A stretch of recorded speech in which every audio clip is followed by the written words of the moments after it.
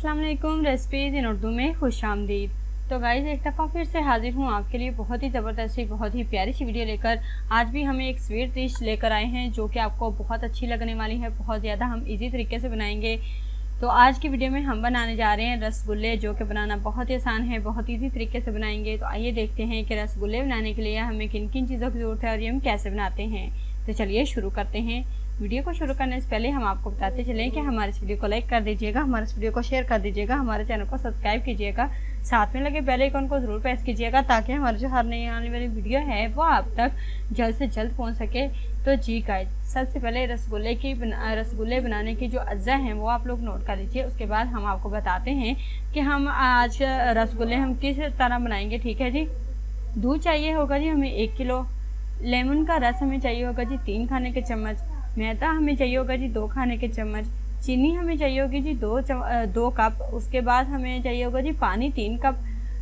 तो जी गाइज, अब हम आपको बता देते हैं कि रसगुल्ले हमने रेडी कैसे करने हैं। सबसे पहले जनाब हम दूध को गर्म करेंगे। दूध को गर्म करने के बाद जब दूध में उबाल आने लगेगा तो हमने इसमें लेमन का रस निचोड़ देना है, यानी कि लेमन का रस डाल देना है। डालकर आपने अच्छे तरीके से हिलाना है। अब 5 मिनट तक पकने देना है। ठीक है जी। पकने के बाद आपने दूध को अच्छे तरीके से जब दूध अच्छी तरीके से फट जाएगा तो आपने क्या करना जी, इसे 10 मिनट के लिए ठंडा होने देना है। अगले स्टेप पे क्या होना जी, इस दौरान आपने चीनी और पानी पैन में डालकर आपने पका लेना है, यानी कि शीरा तैयार कर लेना है। शीरा तैयार जब हो जाएगा तो आपने क्या करना है जी, अब फटे हुए दूध को आपने मलमल के कपड़े में डालकर आपने ऊपर पानी डाल देना है। पानी डाल के आपने अच्छे तरीके से लेमन की जो खटास होती है, खट्टापन होता है, वो आपने निकाल देना है। ठीक है जी। और फिर आपने क्या करना है, अच्छी तरीके से फिर इसे निचोड़ देना है एकदम।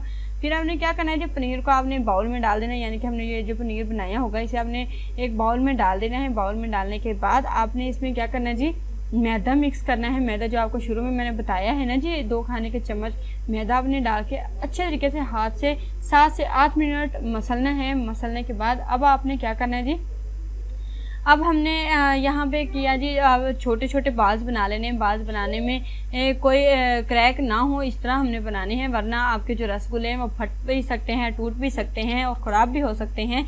इस वजह से हमने बिल्कुल ध्यान से हमने बनानी है कि इसमें बिल्कुल भी क्रैक ना हो।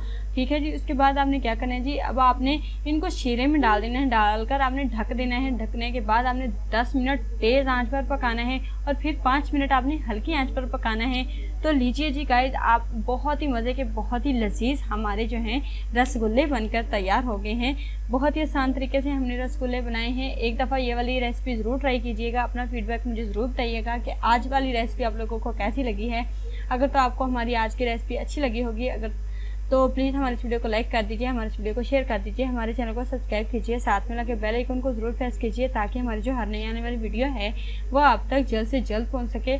शुक्रिया के साथ इजाज़त चाहती हूँ। अल्लाह हाफिज़।